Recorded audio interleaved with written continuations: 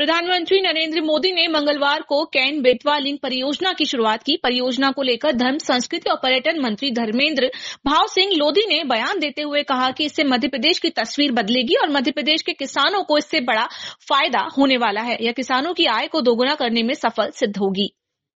सभी को बता दें कि इन कलश में इन्हीं नदियों का जल लाया गया है और आप समूचे पांडाल की सरदे तालियों के साथ हम ससम्मान अनुरोध कर रहे हैं माननीय प्रधानमंत्री जी से राम सेतु कलश के समक्ष पधार कर अनुग्रहित करें। माननीय प्रधानमंत्री जी, पौराणिक मान्यताओं में कलश के मुख में विष्णु, कंठ में महेश और मूल में ब्रह्मा जी और मध्य में मातृशक्ति का स्थान।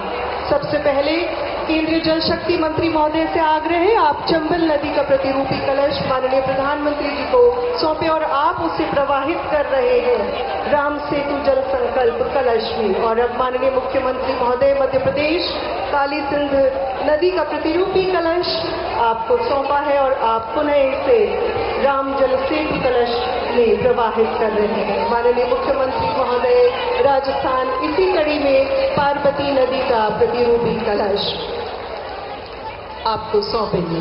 भारतीय संस्कृति में कलश का विशेष महत्व, विराट का संदेश वाहक है कलश और समस्त दैवीय शक्तियों, तीर्थों, साथ ही संपन्नता का प्रतीक है कलश।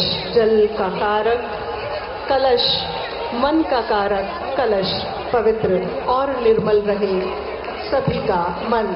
अपार जन समूह की तालियों का उद्घोष इन अद्भुत क्षणों के लिए।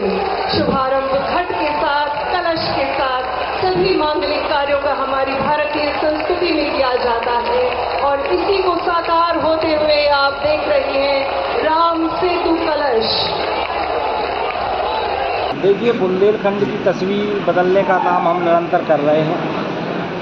अभी आप याद करिए, जब कांग्रेस का शासनकाल हुआ करता था तो केवल 7.5 लाख हेक्टेयर जमीन पर सिंचाई होती थी। आज 50 लाख हेक्टेयर से ज़्यादा जमीन पर सिंचाई हो रही है। तो कहीं ना कहीं सरकार ने योजनाएं बनाई हैं और भी योजनाएं अब बन रही हैं। कैन बेतवा लिंक परियोजना हमारे यहाँ आ रही है, 1 लाख करोड़ से भी ज़्यादा की परियोजना है।